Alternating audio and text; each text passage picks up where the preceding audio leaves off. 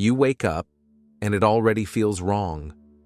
Like you've been dropped into a life you don't recognize, and no one noticed. Your hands move, you breathe, you function.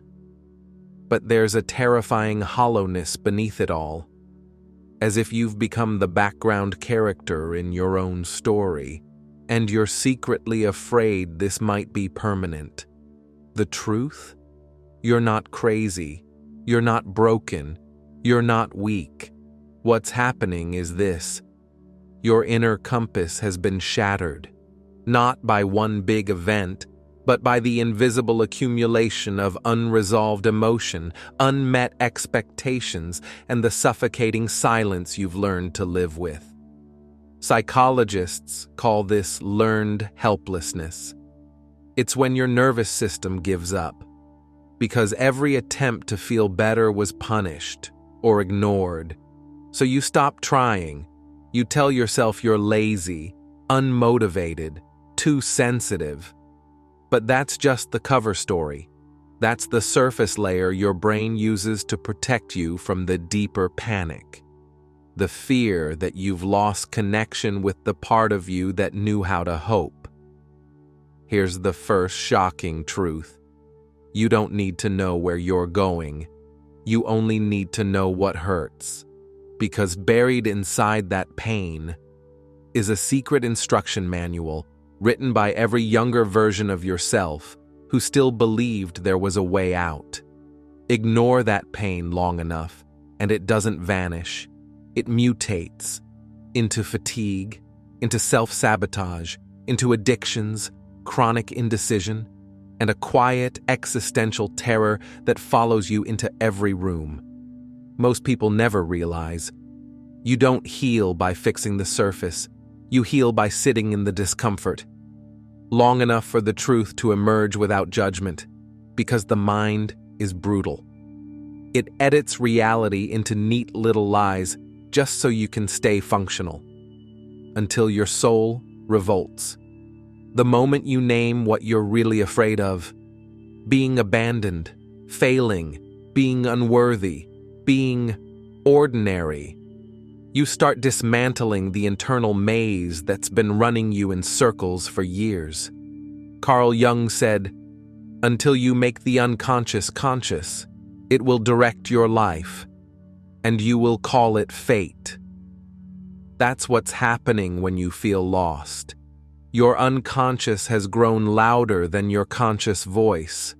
It's trying to drag your attention toward the unhealed parts of you, the parts that still believe something vital is missing.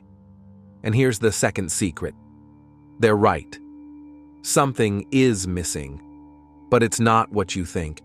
It's not the job, not the relationship, not the answer to your next step. It's the raw, undeniable reconnection with your own aliveness. The moment you stop outsourcing your identity to other people's approval, and you begin asking the dangerous questions, what do I actually want? Whose life am I really living? And if you don't ask those questions, your body will ask them for you.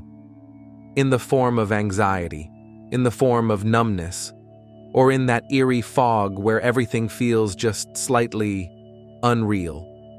Because your body always knows when your soul is being silenced.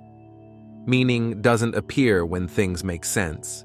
Meaning appears when you move anyway, when you feel anyway, when you love anyway, especially when everything around you tells you not to.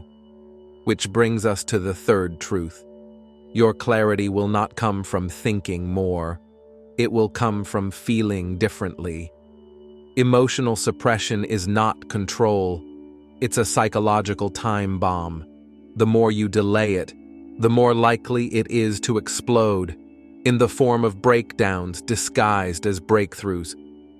Viktor Frankl found meaning in a concentration camp, not by logic, but by spiritual rebellion, the refusal to let despair win.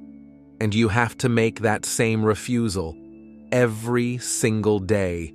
You do it by anchoring to small rituals, moments that remind you you are still here, you are still breathing. You can still choose something different, because the greatest illusion is that you're supposed to wait until you feel ready. But readiness is a lie. It's not a prerequisite. It's a side effect of action. If you dare to move, even when it feels meaningless, you begin rewiring your brain, literally. Because neuroplasticity doesn't respond to certainty. It responds to repetition. Every time you show up, even shakily, you cast a vote for your future self. And here's a final warning. Most people stay lost because they secretly enjoy the illusion of safety it provides. If you're lost, you can't fail. And if you can't fail, you never have to risk the brutal beauty of being fully alive. But you didn't come here to avoid life. You came here to meet it, head on, even if that means walking into the unknown, with nothing but your own breath as a guide. So stop waiting for a sign, start becoming one, for yourself, for the version of you that once believed in magic, for the quiet voice that never stopped whispering, "There's more than this." Listen closely. You're not lost. You've just been waiting for permission to remember who you are. Thanks for watching. Please subscribe to support the channel and get more helpful videos. See you next time.